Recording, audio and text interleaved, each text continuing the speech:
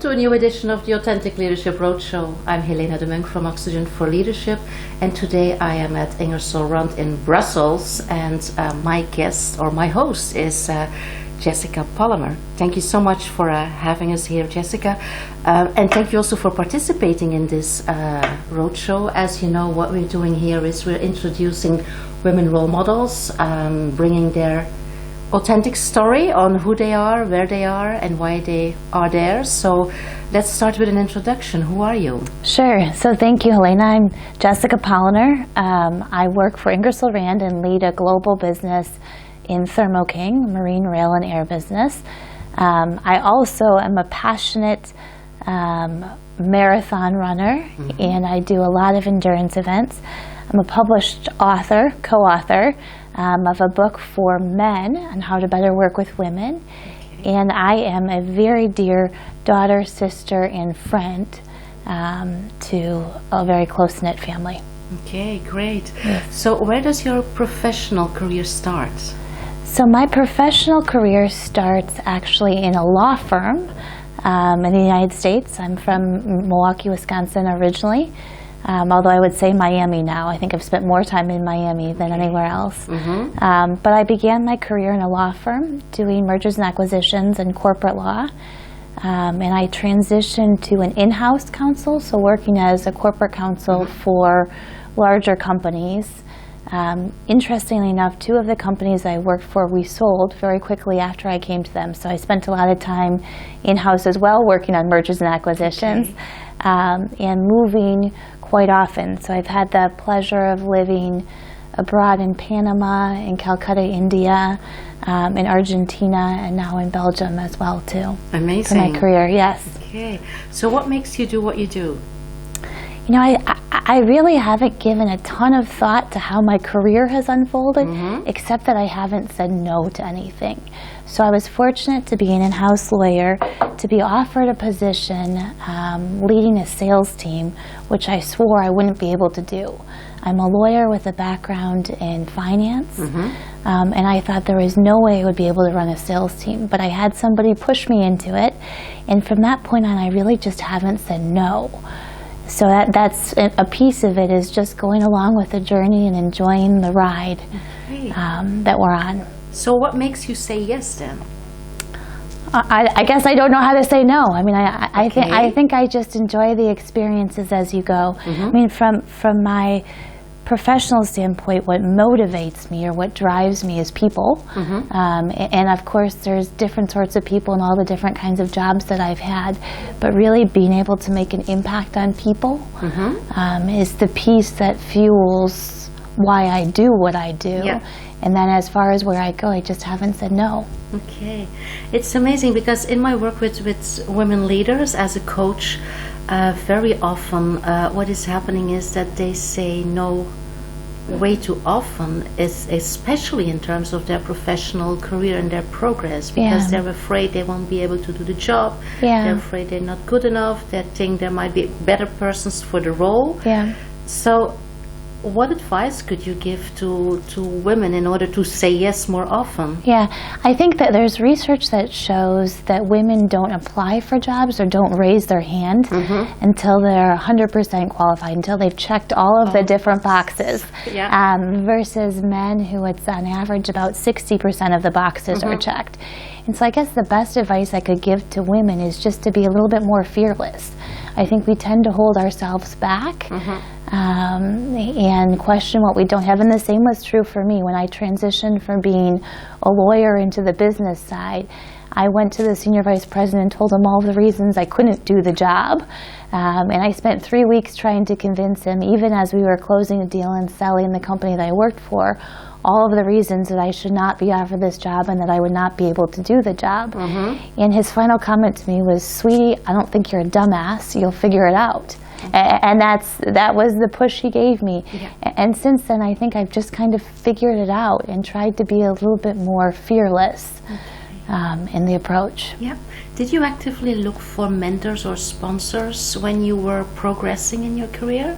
Yeah, I certainly have been blessed to work with very smart, talented people whether they're mentors or sponsors or advocates. I think you kind of need all three. What I have now is what I would call my own personal board of directors. And what that is different people I've worked with throughout my career, in my personal life as well, who I admire something of them. And so I go to each one of them for something different. I'll give an example. The former CFO of a company that I worked for was a tremendous leader. He was a very good public speaker. He was a very thoughtful, selfless kind of leader.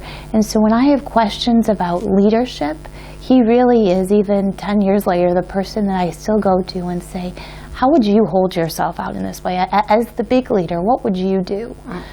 So of all the different people I've worked with, of all the different people I work with today, he still is the person that I go back to for that. Okay, so basically he's one of your role models? Yes. Is that right? Yeah, he's a mentor. He's no longer a sponsor since I don't work for the same company anymore. But he is a mentor, and I call him one of my directors on my board. Yeah, so basically that's also a very good piece of advice in terms of create your own board of directors and call them whenever you need to make a decision or whenever you want to reflect on things. Yeah, the issue I have with mentors per se is I don't think you get all of your understanding, all of your coaching, all of your know-how from any one person. I don't think that's humanly possible. And so I like the concept of a board a little bit more because you leverage different people's strengths in that sense. Great.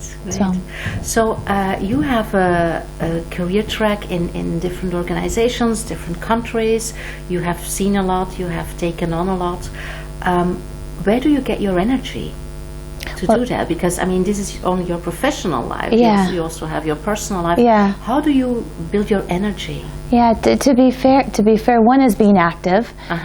So I do run most mornings. I do Pilates. I do a lot of things to stay healthy. I think a healthy body is also a healthy mind, and that's important to me. So even as life gets crazy, you take the time for you. You take the time to exercise your mind and body. I think that's really important. I also get a lot of energy from the people around me. So having talent around me, whether it's in my organization, in other organizations, whether it's through networking, I fuel and funnel a lot of energy through people. And so that's a piece of it for me too. Great. You were working in law firms, you were working in big organizations. Ingersoll Rand is also a technical organization. I mean, they're in the industry. That means there are a lot of men, a lot of engineering, technical profiles. As a woman, how do you make your mark? How do you put yourself on the table? Yeah, and I think this is probably the thesis of why you're doing what you're doing. Yes, absolutely. But I think a piece of it is being true to yourself, being your authentic, holistic self. And for me, that really is playing to your strengths. So I am not an engineer. I'm a lawyer by training, and so I will never be the most technical person in the room. I will never be the one whose brain works about how you take apart an engine. It just doesn't work that way. And so a piece of this for me is showing up as my authentic self and what I bring to the table, which is a work ethic, a discipline, a focus on people, and empathy that maybe not everybody else has too. But I think that's really important, that you hone your strengths and who you are and what you are, and you don't try to be somebody that you're not, whether it's male, female, engineer, lawyer, whatever that might be. Okay. And how do you build that self-awareness, that self-confidence about your personal, authentic strengths? You know, it's interesting. I think it's a journey, and I think it's a journey that is never ending in a lot of ways. I talk a lot in the book about how I had a kind of a crisis of confidence, is what I called it. But when I was younger, I received a lot of feedback that I was smart, I was talented, I was aggressive, I was hardworking, but that I wouldn't be a good leader because people saw me as smart, they couldn't see me as nice. And there's an interesting dynamic for women, that you're either smart and aggressive or you're nice and a little bit more laissez-faire in that sense. And I did a lot of reading. I worked with an EQ coach.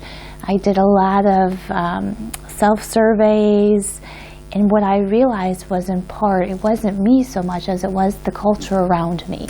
And if the culture around me is generally created by men and for men, that it wasn't me necessarily that needed to change, although of course we all have opportunities for improvement, and you grow in your career and you grow in your life. But a big piece of it was to better understand the culture around me and what I could do to impact that.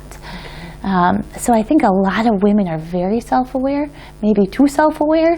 That's also a way of putting it. Yeah, there's another great research that says, when a woman looks in the mirror, she sees a woman.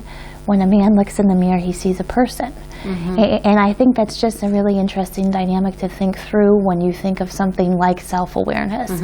So what I find with most women, myself included, is it's not a lack of self-awareness. And you certainly leverage the tools you have, whether it's 360 reviews or reading and coaching, and women are very open to feedback, I generally find. It's just understanding how the culture around you, the environment around you, impacts how you're perceived as well, too. Okay. So what can you do if you see that the environment around you is very, very hard to change, or is draining all your energy because they are not really open to gender equality and having women in boards or in the management team? What can you do then? Well, besides reading the book that Bonnie and I wrote. I have to do this. So this it's sitting there. And you will also receive, I will put a link on the video it's so on people Amazon. can order it. And it's, as you say, it's not only meant for women, it is meant for men. It's meant for everybody that wants to create a difference in organizations. So I think, and part of the book and why I refer to the book is both my co-author and I did a lot for, whether it was grassroots of women's employee resource groups. We did a lot of public speaking. We did a lot of coaching, and we realized that if we didn't attack the culture around us and bring some clarity to what was around us, all of these grassroots activities wouldn't get us to where we needed to get to in terms of gender inclusion and then parity as well, too.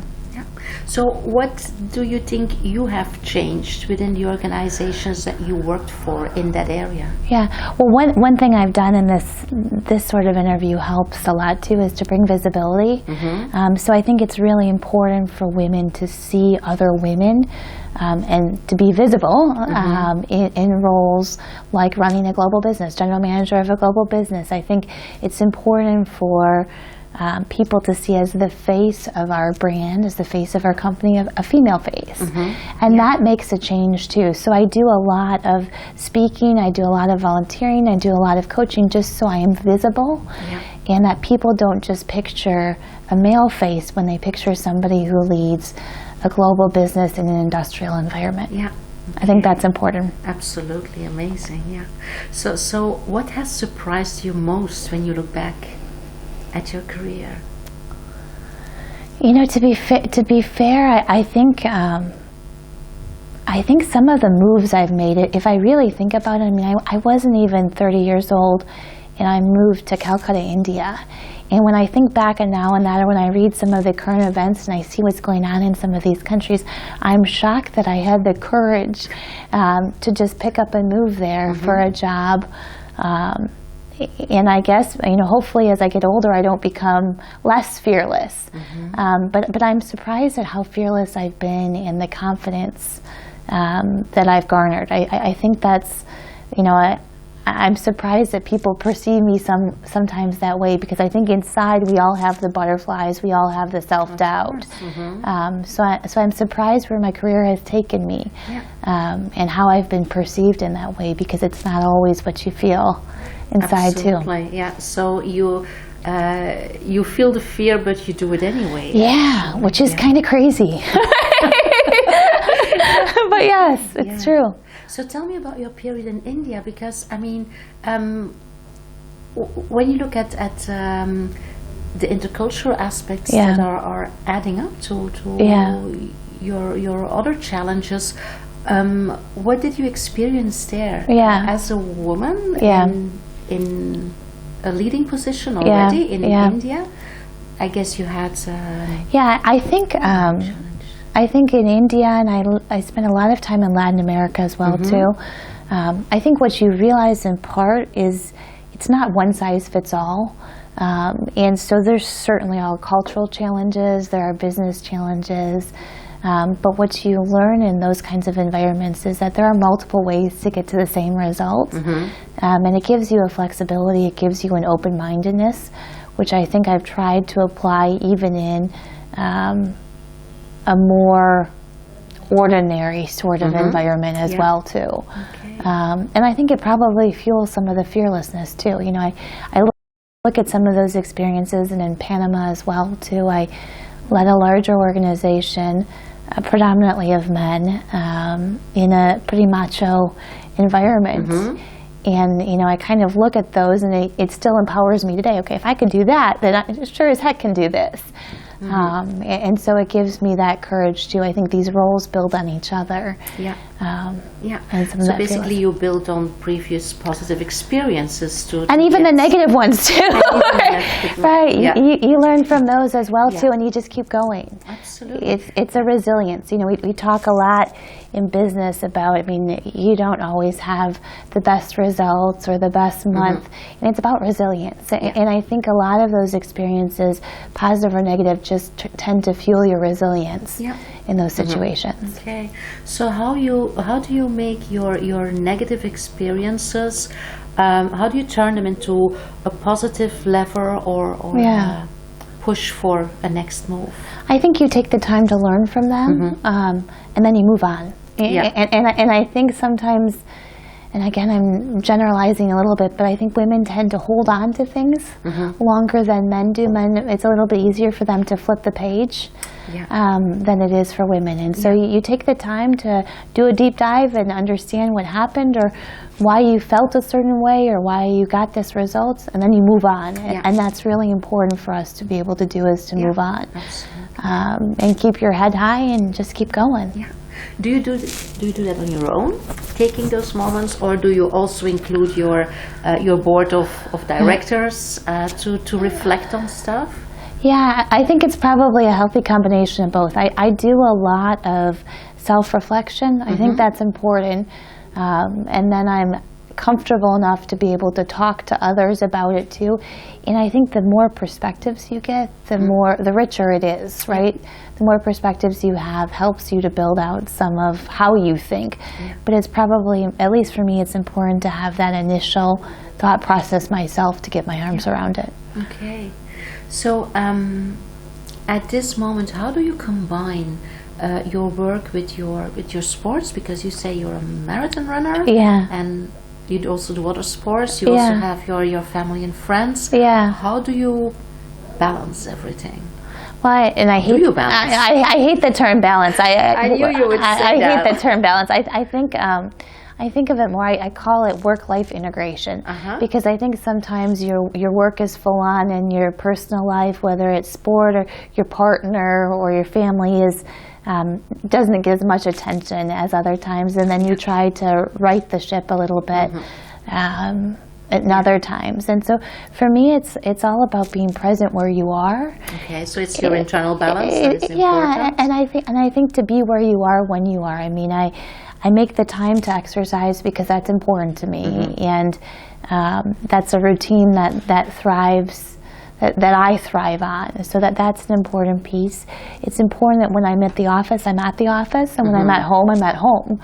And so, for example, unless the house is burning, my organization won't get emails from me on the weekend. And it doesn't mean I won't work every now and then when I think of something, but I always save it in draft and say, okay, I want them to take the weekends off, I want to take the weekend off, so we'll send these things through Monday morning when that happens.